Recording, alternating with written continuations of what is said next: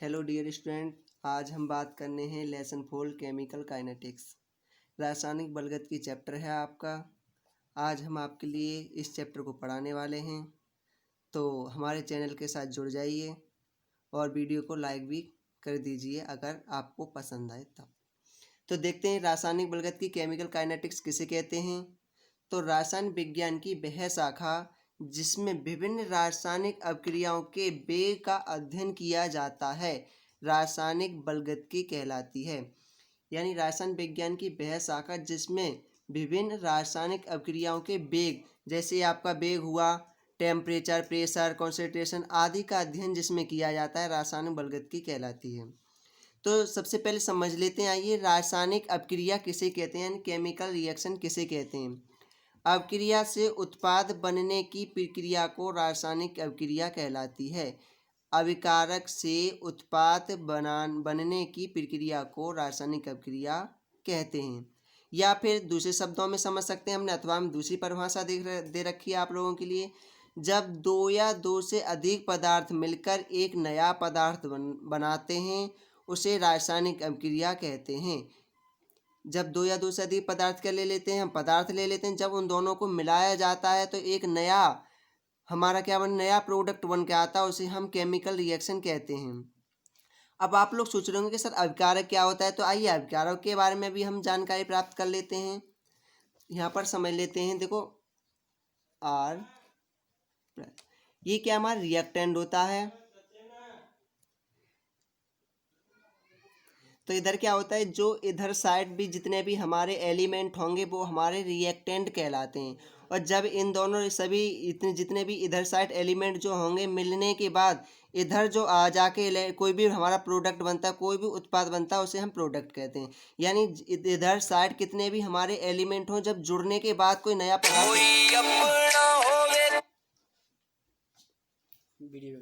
जब कोई कितने भी एलिमेंट हो इधर, तो क्या होगा, इधर बन के नया प्रोडक्ट तैयार हो जाता है। ठीक है, आगे देखते हैं अभिकारक किसे कहते हैं, समझ लेते हैं। चलो, किसी रासायनिक अभिक्रिया में जिसमें उत्पाद बनता है अभिकारक कहलाता है। किसी रासायनिक अभिक्रिया में जिसमें उत्पाद बनता है उसे अभिकारक कहते हैं। या किसी रासायनिक अभिक्रिया में जो एलिमेंट भाग लेते हैं उसे अभिकारक कहते हैं। ठीक है, किसी रासायनिक अभिक्रिया में जिसमें जितने भी एलिमेंट भाग लेते हैं उसे अभिकारक कहते हैं। या दूसरे शब्दों में भी समझ सकते हैं, बे तत्व जो केमिकल रिएक्शन में भाग लेते हैं अभिकारक कहलाते हैं। यानी बे तत्व जो रासायनिक अभिक्रिया में भाग लेते हैं अभिकारक कहलाते हैं।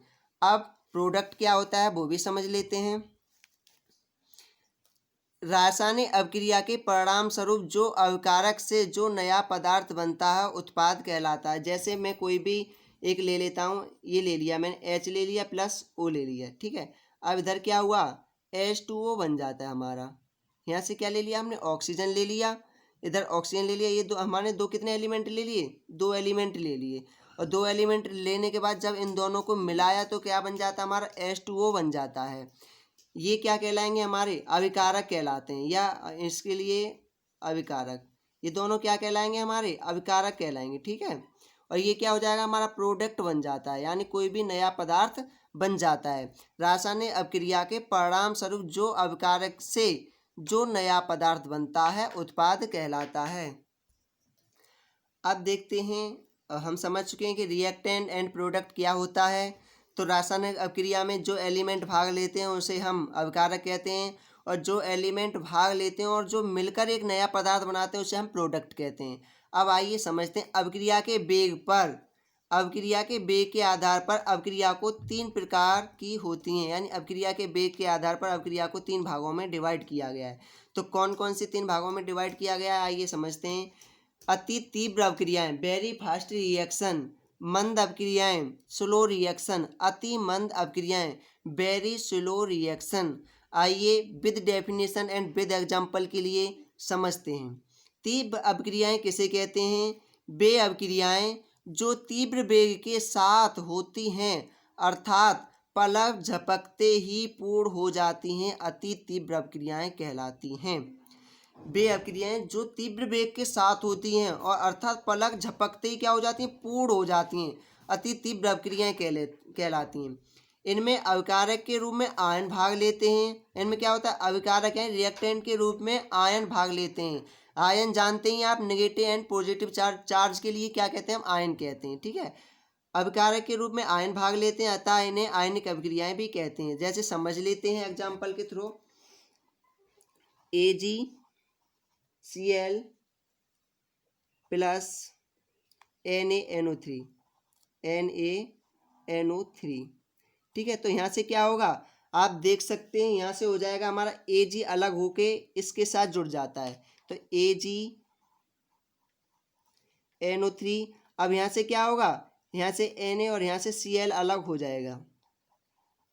ठीक है, तो जब इन दोनों को मिलाया गया तो ये पलक झपकते ही एक दूसरे के साइड क्या हो जाती हैं, अपने एलिमेंट को दूसरे के पास कर देती हैं और अब खुद स्वयं दूसरे के पास चली जाती हैं। जैसे यहाँ से क्या हुआ, AgCl था इधर और NaNO3 जाता है। जब इन दोनों को हमने मिलाया तो क्या हुआ, Ag इसके साथ मिल जाएगा और Na इसके साथ बन जाएगा, इधर सोडियम क्लोराइड अलग बन जाएगा और सिल्वर नाइट्रेट अलग बन जाता है।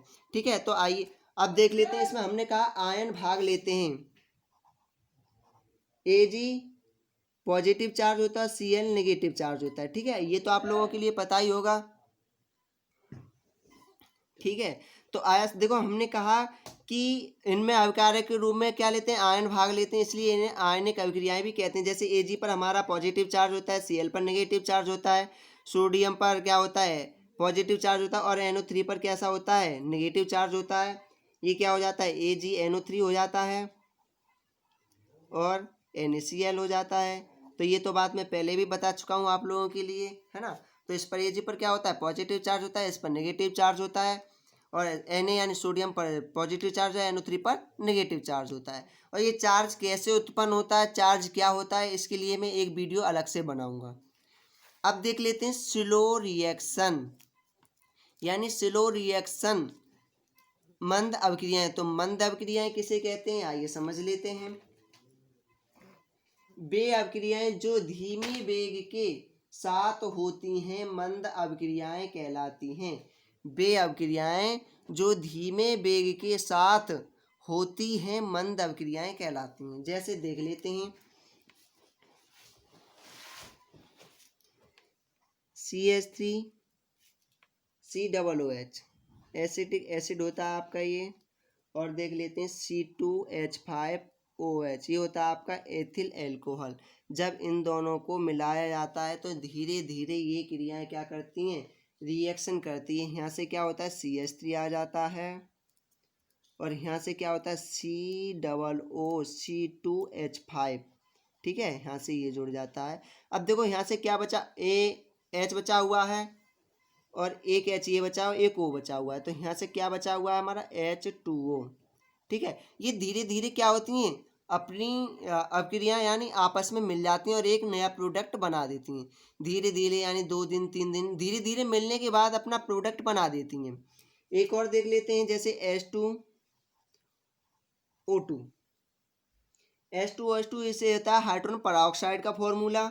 इधर जाके क्या बना देता है, ये हमारा जल बन जाता है। यहाँ से देखो 2H2O और ऑक्सीजन के इधर कितने, अब यहाँ पर ऑक्सीजन के कितने हो गए, 2 हो गए, और हाइड्रोजन के कितने, 4 हो गए, और इधर ऑक्सीजन के कितने, 4 हैं।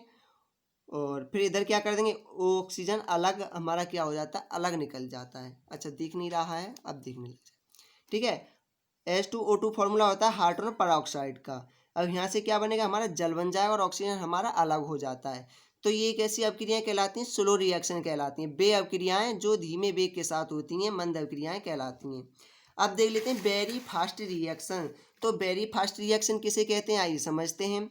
Very fast reaction, very slow reaction, sorry, very slow reaction किसे कहते हैं। वेरी फास्ट रिएक्शन तो हम पढ़ा चुके हैं, वे अभिक्रियाएं जो तीव्र वेग के साथ होती हैं, पलक झपकते ही पूर्ण हो जाती हैं, वो वेरी फास्ट रिएक्शन होती हैं। अब बात करने वाले हैं वेरी स्लो रिएक्शन। तो वेरी स्लो रिएक्शन, अति मंद अभिक्रियाएं किसे कहते हैं, तो आइए समझते हैं। वे अभिक्रियाएं जो अति मंद गति के साथ संपन्न होती हैं। वे अभिक्रियाएं जो अति मंद, बहुत ही धीमी धीमी गति के साथ संपन्न होती हैं, अति मंद अभिक्रियाएं कहलाती हैं। इनमें कई महीनों व कई वर्षों में मापनीय परिवर्तन नहीं मिलता। इनमें काफ़ी समय लग जाता, नहीं पता 2 साल लग जाए, नहीं पता महीना लग जाए, और फिर भी इनमें कोई भी परिवर्तन, कोई भी चेंज नहीं दिखाई देता है, यहाँ के वहीं रहती हैं।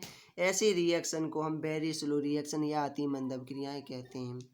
इनमें अभिकारक के रूप में अणु भाग लेते हैं, यानी रिएक्टेंट अभिकारक जो था आपका, इसमें क्या लेते हैं, अणु भाग लेते हैं, अतः इन्हें आणविक अभिक्रियाएं भी कहते हैं। जैसे H2 एंड O2 के द्वारा उत्प्रेरक की अनुपस्थिति में H2O का बनना अति मंद अभिक्रिया का एग्जाम्पल है, उदाहरण है। जैसे देख लेते हैं, H2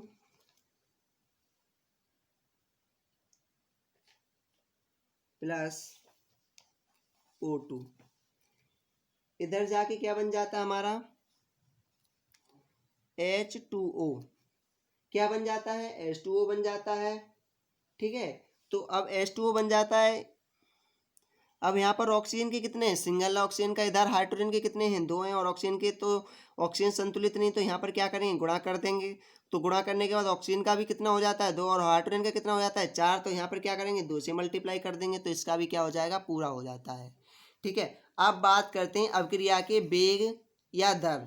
अभिक्रिया का वेग क्या होता है, दर क्या होती है, इसके बारे में बात करते हैं। अगली हेडिंग है आपकी, जिस पर समय के साथ साथ अभिक्रिया या कारक उत्पादक पदार्थ की सांद्रता बदल जाती है, अभिक्रिया की दर या वेग कहलाती है।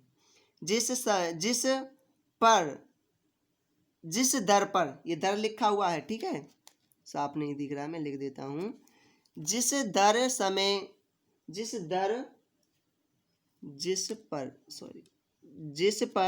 समय के साथ साथ अभिक्रिया या उत्पादक पदार्थ की सांद्रता बदल जाती है, अभिक्रिया की दर या वेग कहलाती है। यानी कोई भी हमने क्या लिया, एलिमेंट ले लिया, और धीरे धीरे क्या होगा, उसका वेग तो बदलेगा ही, क्योंकि जब उनमें मिलावट होगी तो कुछ ना कुछ तो उनमें उत्पन्न होगा।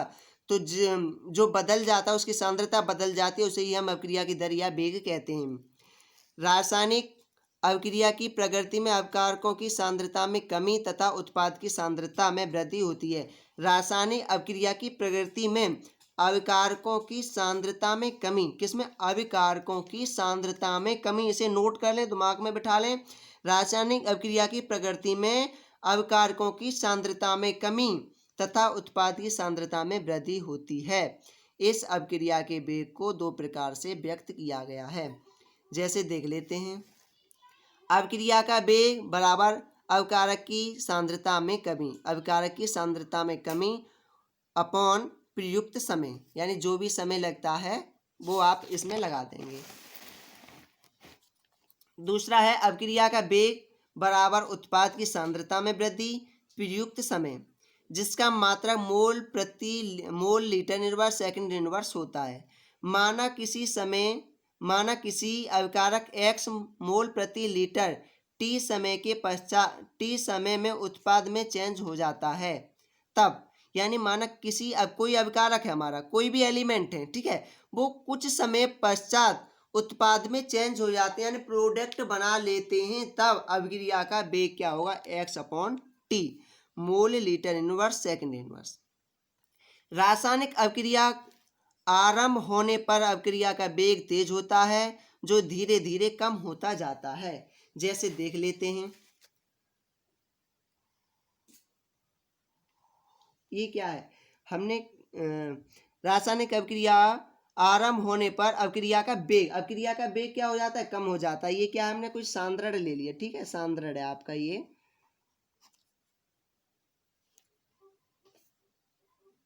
जैसे हमने बताया, कोई भी हमारी क्या है, सांद्रता थी, उसमें क्या होता था, सांद्रता में कमी तथा उत्पाद की सांद्रता में वृद्धि।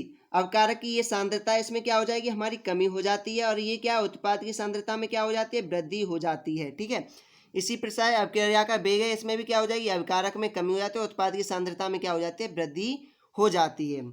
अब देखते हैं अभिक्रिया के वेग को 3 भागों में व्यक्त किया गया है। अभिक्रिया का वेग कैसा होता है, क्या होता है, तो अभिक्रिया के वेग को भी 3 भागों में व्यक्त किया गया है। कौन कौन से हैं, आप देख लेते हैं। औसत वेग, ताक्षणिक वेग और प्रारंभिक। औसत वेग, ताक्षणिक वेग और प्रारंभिक वेग। अब इन अगला पार्ट अभी अपलोड होने वाला है, अगर हमारे आप नए नए चैनल पर आए हो तो हमारे चैनल को सब्सक्राइब कर दीजिए, वीडियो को लाइक करना ना भूलें। आपको कैसी लगी ये वीडियो कमेंट करके अवश्य बताएं। और अगले चैप्टर में औसत वेग, ताक्षणिक वेग, प्रारंभिक वेग और भी आपके टॉपिक दे रखे हैं।